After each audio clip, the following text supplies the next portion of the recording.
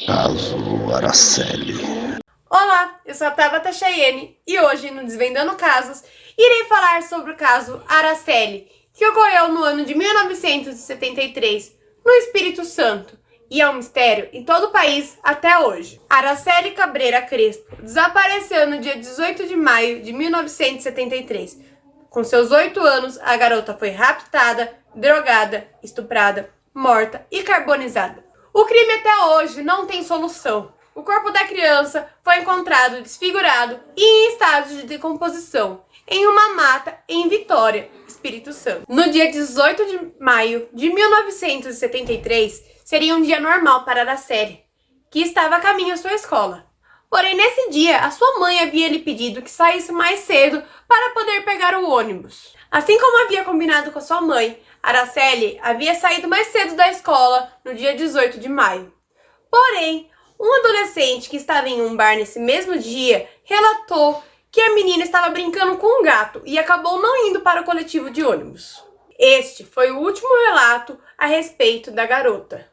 E após isso, ela desapareceu. No mesmo dia, seu pai, o Sr. Gabriel Chances Crespo, iniciou as buscas por Araceli por conta própria, pois a polícia havia alegado que as buscas só poderiam começar na segunda-feira. Com isso, a família da garota começou a distribuir fotos da menina em toda a cidade. Segunda-feira começou e a Araceli ainda estava desaparecida. Foi assim que os policiais deram início à sua busca. Após 6 dias do desaparecimento da garota, um corpo foi encontrado em um estado horrível, em decomposição e todo desfigurado. O corpo foi encontrado atrás do hospital infantil, em Vitória, Espírito Santo. Quando o pai de Araceli chegou no local e viu o corpo da criança, ele afirmou que era sua filha. Porém, passou-se o dia e o pai negou essa afirmação e falou que aquele corpo não era da sua filha. Até hoje, não se sabe o motivo dessa confusão. Na época do seu desaparecimento, a vítima tinha um cachorro chamado Radar, em que ela mesma escolheu um nome, e o nome foi dado para caso ela se perdesse algum dia em algum lugar, e assim ele usaria o seu olfato para chegar até ela. Existem boatos de que chegaram a levar o Radar até o IML para sentir o cheiro da vítima e deixaram ele na sala onde estavam diversos corpos. Os corpos estavam em geladeiras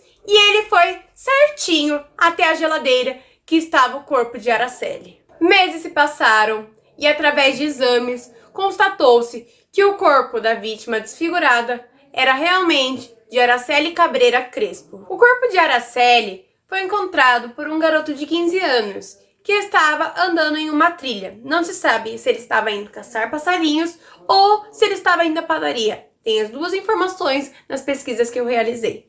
Ele disse que o corpo estava despido e estava totalmente irreconhecível. O garoto disse que ao encontrar o corpo da vítima, apenas dava para reconhecer as suas pernas e braços, porque o seu rosto e o seu resto do corpo estava desfigurado e já não possuía mais carne por conta dos crimes que haviam feito com ela. Para que se chegasse ao motivo e aos suspeitos do crime, foi preciso muita investigação, porém a mesma se misturou com muitos fatos verídicos e com muitos boatos.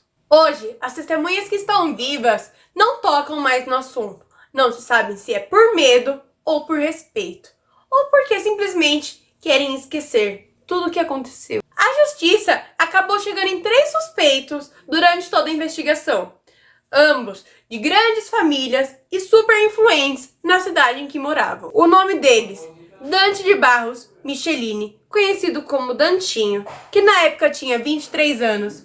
Seu pai, Dante de Brito Michelini, 53 anos. E por fim, Paulo Constantin Relau, 27 anos. Os envolvidos eram conhecidos na cidade por serem usuários de droga e também por abusarem de menores de idade. O julgamento ocorreu, os 3 foram presos, porém não falam do assunto até os dias atuais, recusando entrevistas com a imprensa para dizer o que se passou em sua cabeça nesse triste dia. Porém, é possível encontrar um depoimento de Dante de Brito Michelini do ano de 1993, negando as acusações que foram feitas a eles e a seu filho. Nem eu, nem meu filho conhecíamos nem a Araceli, nem a mãe de Araceli, nem o pai, nem parente, nem coisa nenhuma.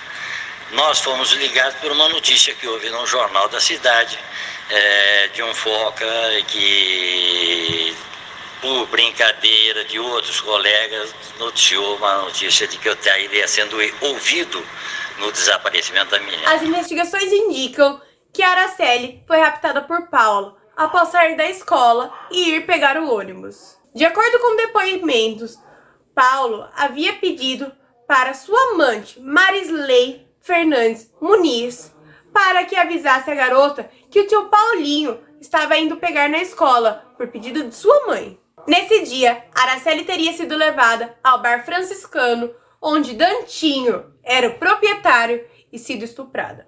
A mesma foi mantida em cativeiro no mesmo lugar durante 2 dias. Porém, existem boatos que a garota havia sido mandada pela sua mãe, uma possivelmente usuária de cocaína, para que entregasse um envelope a Dantinho. Mas, ao chegar no local, a garota foi drogada, estuprada e assassinada em um dos apartamentos do centro de Vitória. Durante certo tempo, a mãe de Araceli foi considerada suspeita de seu desaparecimento, pois a mesma era considerada a famosa mula ou aviãozinho do transporte de cocaína. O tráfico de cocaína era feito para Jorge Michelini, que seria seu amante, e a mesma teria contato com a família Michelini por conta da sua descendência boliviana, assim sendo mais fácil transportar as cocaínas da Bolívia até o Brasil. Durante os dias que mantiveram a menina em cárcere privado, Paulo e Dantinho estavam se utilizando de uma droga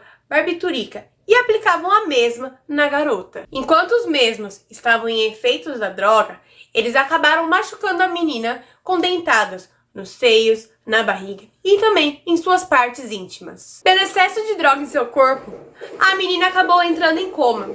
Foi aí que Paulo e Dantinho resolveram levá-la até o hospital infantil em Vitória. Porém, a menina acabou morrendo no meio do caminho.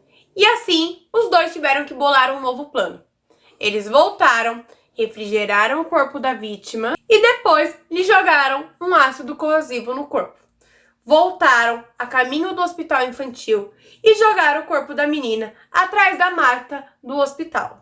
Além de todo o crime realizado pelo trio, muitas dificuldades foram levantadas durante a investigação do caso Araceli, baseando-se em suborno, assassinatos, queimas de arquivo. Isso pelo fato dos 3 terem grandes nomes na cidade em que moravam. De acordo com pesquisas, cerca de 14 pessoas foram mortas no meio dessa investigação, sendo por queima de arquivo ou também porque estavam tentando desvendar o caso e estavam quase chegando na reta final. Inclusive, o autor do livro Araceli, Meu Amor, chegou quase a ser morto por conta da sua escrita e de todos os seus relatos. Uma pessoa que acabou sendo uma possível queima de arquivo foi uma testemunha de apenas 17 anos, o jovem Fortunato Pissi. Fortunato morreu no mesmo dia em que foi encontrado o corpo de Araceli. Durante a investigação, para se manter limpo, Dante acabou tirando um pedaço de saia de Araceli que estava enterrado no quintal de Fortunato. E foi assim que o adolescente passou a ser uma peça super importante no caso da menina. Porém, ao mesmo tempo que Dante tentava encobrir o crime que tinha feito, os policiais acreditavam que aquele pedaço de saia era apenas uma pista forjada. E esta pista seria para inocentar o trio e botar toda a culpa do desaparecimento e do assassinato no pobre adolescente. Supostamente, o adolescente morreu por conta de malária, mas até hoje desconfiam que sejam realmente malária e sim seja uma queima de arquivo. Outro caso de possível queima de arquivo foi de Jorge Michelini, irmão de Dante e provavelmente amante de Dona Lola, a mãe de Araceli, pois os mesmos já teriam sido vistos diversas vezes juntos. Seguindo sua morte, o sargento Romero também acabou sendo assassinado. O mesmo estava investigando o caso da Araceli e havia prendido o traficante Paulinho Bocanegra e o seu comparsa Capetinha, que também estava envolvido no caso da menina. Enquanto estava preso, Paulinho Bocanegra chegou a dizer: quem matou o sargento Romero foi o soldado da PM que estava com ele.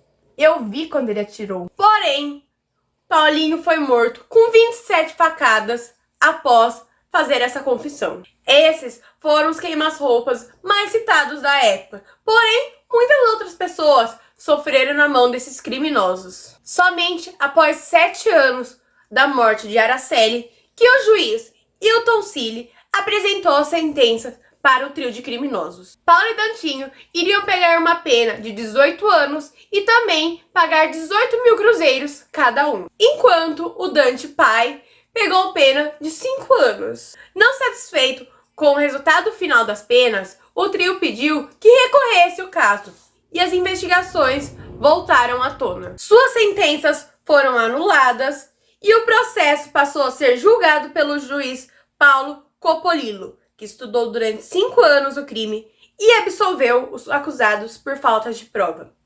A morte de Araceli foi arquivada no ano de 1991. A família de Araceli permanece calada até os dias de hoje. Porém, no ano de 2006, o seu irmão fez um depoimento. Às vezes eu me ponho a pensar assim e tentar entender o porquê. O porquê disso. Como que uma pessoa pode pegar uma criança, você tá me entendendo, e fazer semelhante maldade. Você tá me entendendo? Eu não sei o que eu acredito que essa pessoa deve ter sofrido muito na vida. Porque eu não acredito que uma pessoa, ao fazer isso, possa deitar a cabeça no travesseiro e dormir tranquilo. Você tá me entendendo? Porque se foram essas pessoas, né, o Paulo Elá, o Dante Michelini, ou quem quer que tenha sido, eu fico pensando, eles devem ter casado, ter filho. Como que eles olham os filhos deles? De que se foram eles, né? Porque eu não posso afirmar categoricamente, porque eu não sei o que aconteceu e a justiça, né, não puniu e tal. Então, se foram eles, eu acho que eles já sofreram bem. Araceli foi sepultada 3 anos após o descobrimento do seu corpo no cemitério municipal de Serra. E a causa da sua morte foi dada como intoxicação isônera por barbitúrico e foram encontradas infiltrações equimóticas na face suficientes para comprovar violência por ação contundente. Após a morte da garota de apenas 8 anos, a família acabou se separando.